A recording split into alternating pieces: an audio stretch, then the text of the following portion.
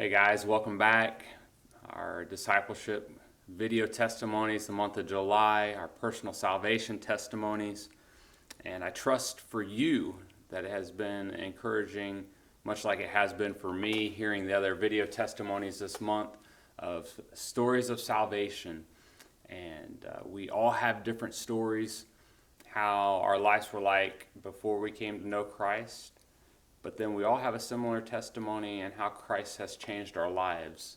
And so today I just want to share with you my personal testimony of salvation. And many of you know my name's Braydon.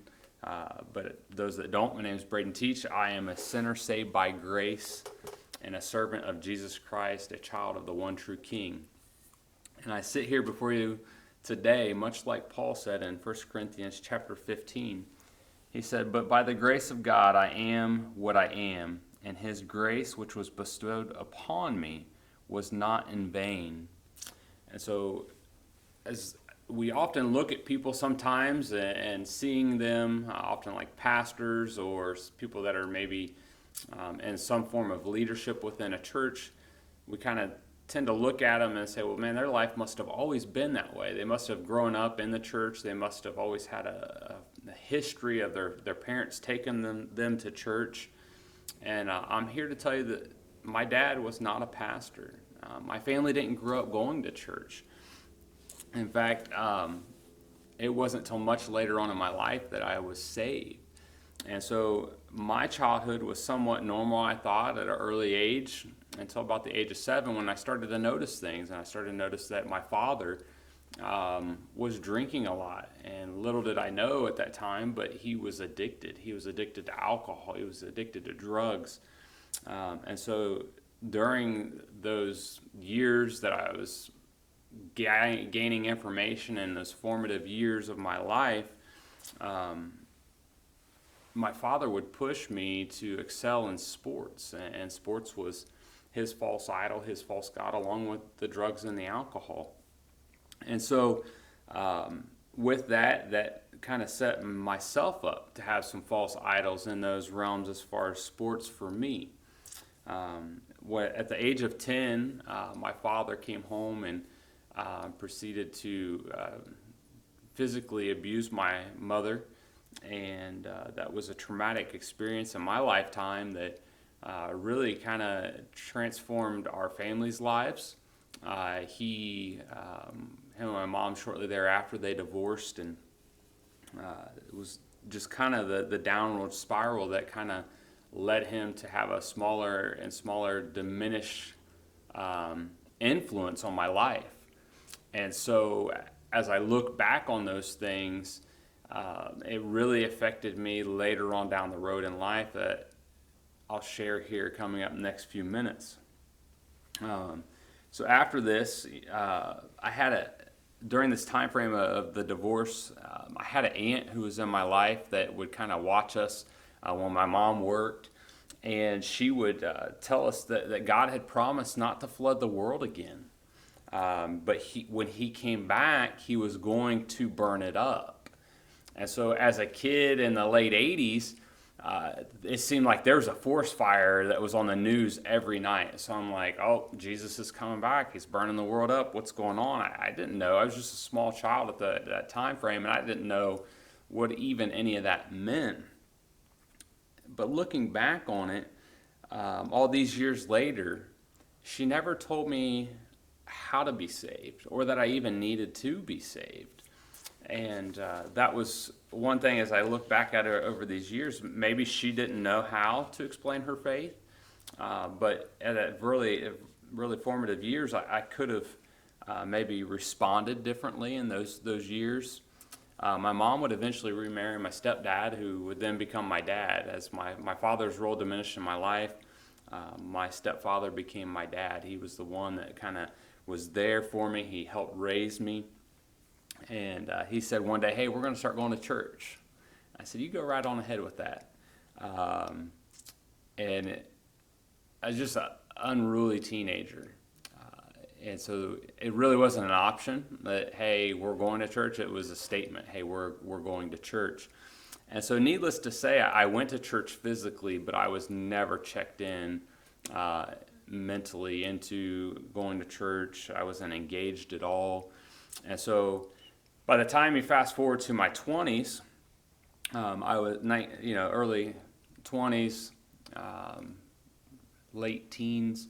I was attending Wright State University, and as much as I hated my father for what he had done in my life, I was slowly becoming like him. I was drinking and partying, and I eventually got put on academic probation. And grades continued to drop, continued to do the same thing, and then I was removed from Wright State University because of just the lack of going to class, lack of grades. And so fast forward to my mid-20s, I met my wife, Brianna. We were working together at the time. That's how we met. We ended up getting married. We have our daughter, Aubrey. And my life at this point is much like King Solomon in Ecclesiastes. And in Ecclesiastes chapter 1, verse 8, it says this: "All things are full of labor. Man cannot utter it. The eye is not satisfied with seeing, nor the ear filled with hearing." And so King Solomon is the wisest man who has ever lived, the Bible tells us. And he goes on in chapter 2 of Ecclesiastes to say this: "I said in my heart, go to now, I will prove thee with mirth. Therefore enjoy pleasure, and behold, this also is vanity." And then in verse 3 it says, "I sought in my heart to give myself unto wine, yet acquainting my heart with wisdom, and to lay hold of folly, till I might see what that good for the sons of men, which they should do under the heaven all the days of their life." So Solomon here goes on and he's searching for what will ultimately satisfy. And so I'm going to summarize what he goes on to say in the rest of that chapter. He says, "I built houses, I plant vineyards, I made gardens and parks, and planted all kinds of fruit trees. I also had great possessions of herds and flocks, more than anyone before him. He also gathered silver and gold and had many concubines," it says. And then at the tail end of chapter 2 there, he says, in verse 10, "And whatsoever mine eyes desired, I kept not from them. I withheld not my heart from any joy, for my heart rejoiced in all my labor, and this was my portion of all my labor." Verse 11 says, "Then I took on all the works that my hands had wrought, and on the labor that I had labored to do, and behold, all was vanity and vexation of spirit. There was no profit under the sun." And so Solomon's extended exploration of life was a powerful example of energy and urgency without clarity. As a king, he seized the day, but then had to report at the end of Ecclesiastes that the effects of everything he achieved or experienced was slipping through his fingers. And back in verse 2 of chapter 1, it says, "Vanity of vanities, saith the preacher, vanity of all vanities. It is all vanity." And it's like chasing the wind, he's saying. And so how I relate that to my life, I, much like King Solomon, was searching for what would ultimately satisfy. And maybe you can relate to that today, that you were searching in your own life for what would ultimately satisfy. And I was doing the same thing. I was building my kingdom here on earth. I had a great job, making really good money, a potential for bonuses every year between $25,000 to $40,000. My wife was able to stay home with our small child, our baby at the time, and we had more than our friends of our age at that time frame. And so we were still not satisfied. We still had this missing piece. I know I did specifically had this void in my life. And I, like King Solomon, I lacked clarity in my life at that time. There has to be clarity guiding our urgency. I'll say it again, there has to be clarity guiding our urgency so we spend our passion on the few things that truly matter. And I was really missing out on that in my life. At that point in time, my wife was saved.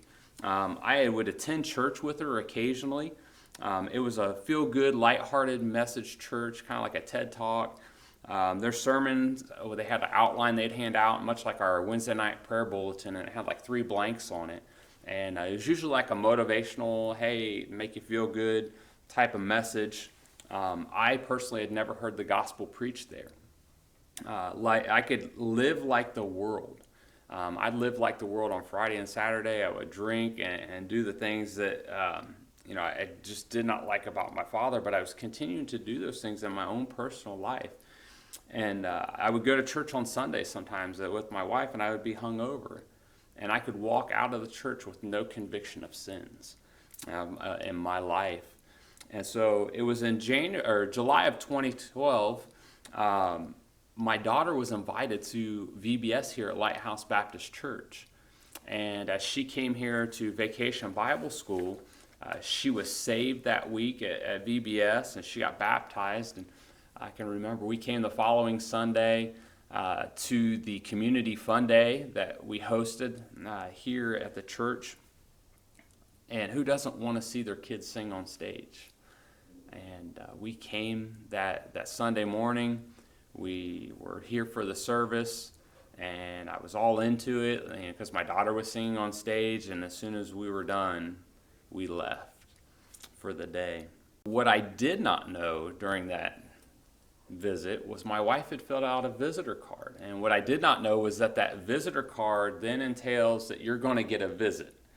And much to my surprise, the following Friday, it was close to 7 p.m., there's a knock on my front door, and I'm looking, and again, we've got a small child at the time, Brett, our second born, and he's probably less than a year old at this point, maybe a year old, and my wife had just left to go to work, and I'm at home with our two children, and I'm looking out this window, and there's this giant man standing there looking through the glass back at me, and I'm like, who is this? Like, we live on a very low traffic street, not many people know it's back there, and I open the door, and there's Pastor Josh standing there and Miss Candace, and he had asked how we heard about Vacation Bible School, and we told him that Aubrey was invited by my wife's grandmother to come out, who had just started attending the church at that time,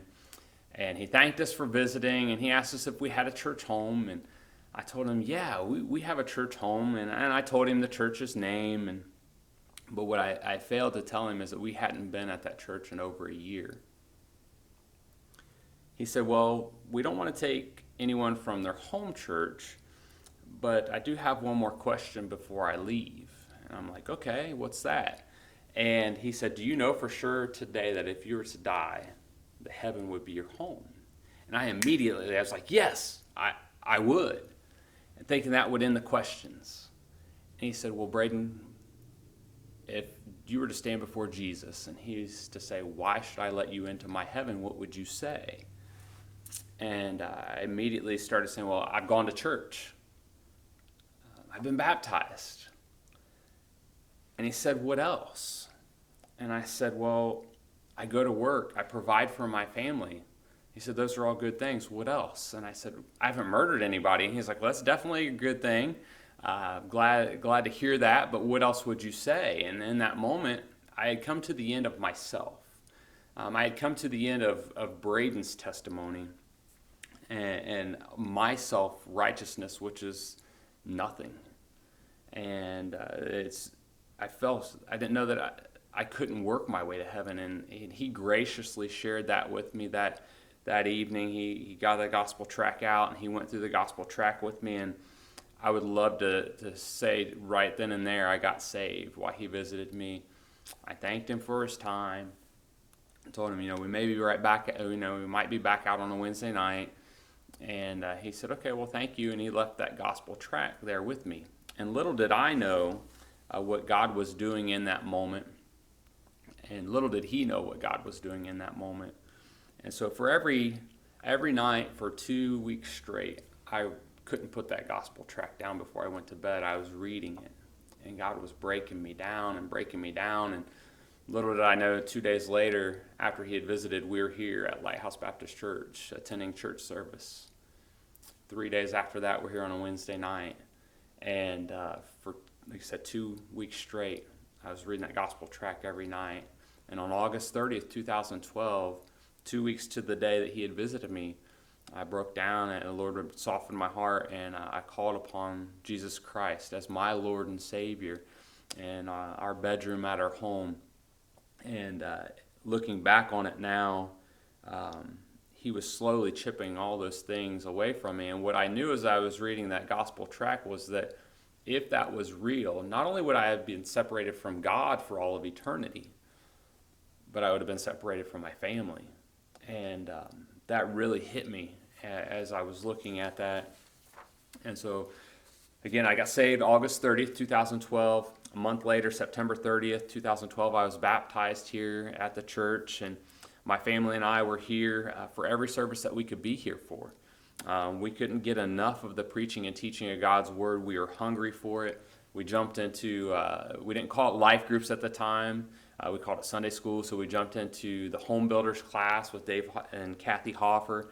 And I just began to read and study and pray with the goal of just getting better each day. That was my goal. And so some key factors in that was the consistency, being consistent in those areas and being faithful to them. And just to be determined to resolve to a firmness of mind and spirit, to be unyielding and to be a yes man for God. And so from that point on, my life has dramatically changed.